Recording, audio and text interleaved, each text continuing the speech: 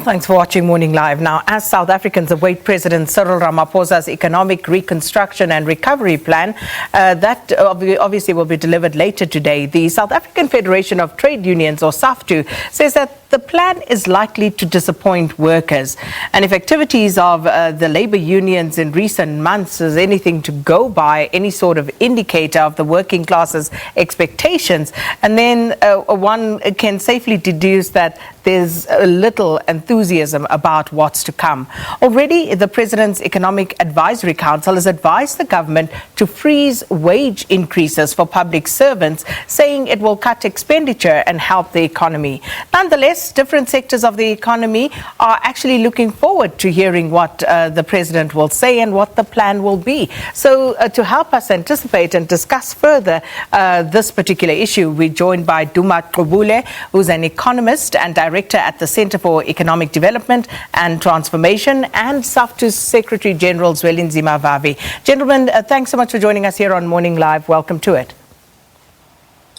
Thank you for the invite. Thank you very much. Duma, let me start with you. So when President Ramaphosa announced the COVID-19 budget of 500 billion rand to stimulate the economy at that point, and this, of course, amid the COVID-19 pandemic earlier this year, there was already a lot of dissatisfaction about what would happen and the allocations, to be specific. So what are your expectations at this point about this reconstructive plan? Okay, so that's a very good question. So let's start with the 500 billion stimulus. So the 500 billion stimulus had two components. There was 240 billion rand that had nothing to do with the government, with the budget, sorry. That was the loan guarantee scheme and the UIF payments that would be made to people who were temporarily employed. Then there was 260 billion that had to be spent by the government. Now, just to understand that from an economist's point of view, stimulus is new money that is spent in the economy. Now, there has been zero new money spent into the economy throughout this once-in-a-century pandemic. So out of the 260 billion rand, none of it is new money. So the government was taking from Pete Togo to pay Tandi. That's basically what it happens. From an economic point of view, that has zero impact on the economy. So I think, and then if we unpack the loan guarantee scheme, I was horrified when the President's Economic Advisory Council said this had been a success. Many South Africans know that this loan guarantee scheme has been a monumental disaster. So what has happened is that it was supposed to be 200 billion, and then the bank said, we can't do 200 billion, we're going to do 100 billion. Then later they said, we can't do 100 billion, we can only do 67 billion. Then they announced, I think this week, that we have only lent 16 billion rands to the companies. Now, if you look at what they've done, they say so it's 16 billion rands, which is a fraction of the headline number. Now, what if you look what they've done? I've been hearing from that they've just shifted it to their best clients, the loans to the best clients. So the loans are being given to people who would have got them anyway. There is no additionality. And as we saw from the small business minister, 75% of the people who got the loans were white companies. So basically 25% for black companies. So for me, I have stopped counting this loan guarantee as part of the stimulus. The only real part of the stimulus, Sakina, is the 50 billion rand that has been paid by the UIF. So as SAFTU statement said, the actual stimulus is 10% of the 500 billion. Everything else, I appeal to South Africans to understand that everything else that was announced was smoke and mirrors and deliberate deception. Well, that paints a very stark picture of where we are, what our economic reality is, and it was already bleak going into this pandemic. But Mr. Vavi, the President also indicated that he had consulted widely with Labour, and given your view that workers should brace themselves for disappointment, what exactly was discussed with regard to this plan? Well, the President, every time you hear him saying that we are consulting widely, it means that he is talking to net-led partners, a select club of the few elitists who are cutting deals behind the backs of the working people, above their heads, which is completely unrepresentative and enjoys no kind of legitimacy. SAFTU is not part of that arrangement. We've been shut out because they designed rules that are meant to keep us outside. The 450 civil society organizations in the People's Coalition on COVID-19 are all shut out. The youth organizations that are representative of the youth, the unemployed formations, the women organizations in the rural areas, the farm workers, the women protesting against service delivery in our townships are all shut out of that arrangement. So there's no truth in the statement that there was a wide consultation and that is now a consensus based on those consultations. That's the first point we want to make. Secondly, a person who in 2020 would not realize the value of true consultation, of bringing everybody inside the tent, and of ensuring that there is a consensus based on robust discussion and trying to bring together divergent views. It means that person still lives in the fool's paradise of the 1980s or 70s under the brutal apartheid border regimes. We must condemn, absolutely. There has been no consultation with the second largest federation in the country. And what will be presented here to this afternoon, of course, we know, we've seen the slide presentation government update to the deck. They make a horror rating of denialism. Government still lives in another planet when it comes to recognizing the scale of the deprivation, the levels of poverty, unemployment, and inequalities that have taken dignity away from millions and millions of workers and the working class poor communities that remains marginalized 26 years into democracy. Duma, one of the issues, a consistent problem or challenge, if you will, with these sorts of presentations is that the devil is always in the detail. And with regard to that, what is it that the president should do?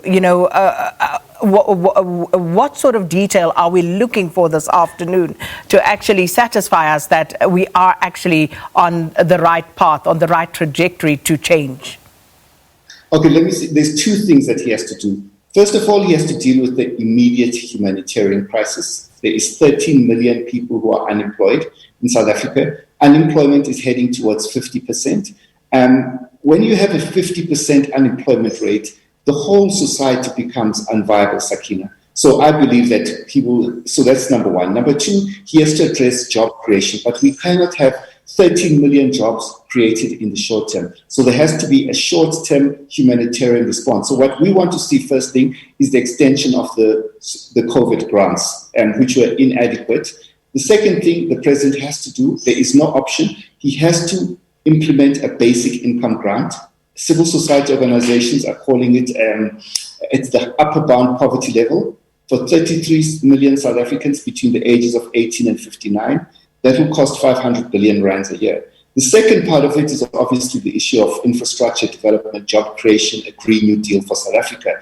Now, that obviously should be as well about 500 billion rands to make a meaningful impact on the economy. Now, what I'm saying, Sakina, is that the infrastructure plan is what the government is talking about, but they are not looking into three issues. First of all, in 2018, 2 years ago, the president announced a 400 billion rand infrastructure plan. And 2 years later, that plan has not got an allocation from Treasury. The second thing is that this infrastructure plan doesn't recognize that the major reason for the collapse of infrastructure over the past 5 years has been the government. Government infrastructure investment by general government is down 18% over the past 5 years, and by the state-owned companies is down 27%. So the collapse of public investment has been the major reason for the collapse's total investment. The last thing is that you cannot have an infrastructure-led plan in terms of the context of austerity, never-ending austerity budgets. The government has announced unprecedented austerity measures, which will continue to slash public sector investment And so they can't be, like it's almost like they want to have a smoothie, but they don't want to put anything into the smoothie. Do you get what I'm saying? So the government have to provide finance. The devil is in the detail, as you say, Sakina. They have to provide financial details. How much are we as government going to invest in this infrastructure plan? You cannot have infrastructure created through a process of financial alchemy, as the government is planning, where they contribute zero and then the private sector contributes everything. It doesn't work like that. Yeah. And we've already seen things like that raising many questions, like the Mooikloof development that was launched this past weekend, for example, that housing development, as you say, where government contributes practically nothing and the private sector comes in and they foot the bill, and then we call it a public-private partnership. But what exactly does that mean? But staying with the issue of SOEs, what will be the role, Zweli, as far as SOEs are concerned, considering their mandate in job creation, especially with many entities already bankrupt? You name them, the Post Office, SAA, you've got the DA writing to the IMF, making them aware of government's decision to give a further 10.4 billion rand bailout to SAA. Where does this discussion leave the country's debt? Where does it leave labour? And how are you going to pull yourself up by the bootstraps? You see, you're now raising the essence of the crisis. What I refer to, that our government is in denial, meant that they do not appreciate the scale of their own destruction of every element of the economy. So Duma has spoken to you about the rates of unemployment. Our estimation is that we are already there at 50%.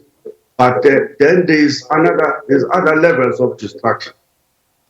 In the criminal justice system, completely dysfunctional. Our education system, our public health care system, our correctional services centers, completely dysfunctional. Our state-owned enterprises collapsed because of chronic capitalism. SAA, which would have played such an important role, is now needing yet another 10-point-something billion rands of a bailout. Denel is in crisis. Petro SA, PRASA. Do you know that the government have allowed the destruction of the infrastructure at PRASA to the point that today they will have to start afresh to rebuild the infrastructure? Where's that money going to come from? There's one side on our part that says, but the government have brought us here. They have destroyed even what we inherited from apartheid, and yet, from the political point of view, we don't want SAA to disappear in the equation. We want ESCOM to remain in the hands of our people. We want renewable energy to be placed in the democratic hands of the workers and the communities that will benefit from them. We want PRASA, we want a public transport system, because we know if we were to hand over all of these issues to the private sector, the prices that they will charge will be the same as they are now charging in the private schools, in the healthcare centers that are private. It will be completely out of reach for workers and the poor communities. So we caught somewhere in the quagmire between our ideology that advocates for a strong role for the state, an interventionist and developmental state, and the reality of South Africa that for 26 years, this government has been about destroying everything that we inherited even from the colonial era, which is very sad indeed. Duma, we're hopelessly out of time. In 30 seconds, households are also expecting some form of relief. How can the president maneuver around that? The president obviously has to announce the extension of the COVID grants, because his finance minister and this Presidential Economic Advisory Council have advised him to stop these grant payments at the end of October. But I believe that he has to extend them, and then he has to announce that he is working towards the finalization of a basic income grant for all South Africans. This, I believe, would be one truly transformative measures, and we can't postpone. We can't postpone the transformation of our society. Tell you what, we need to make more time, and of course we'll listen to what the president has to say and perhaps do some analysis post that announcement of the plan later today. But thank you so much in the meantime to Duma Gqubule, economist and director at the Center for Economic Development and Transformation, and SAFTU Secretary General Zwelinzima Vavi for discussing the economy and expectations ahead of President Cyril Ramaphosa's speech on economic reconstruction and recovery plan that will be delivered at 2 p.m. today. Let's take a quick break.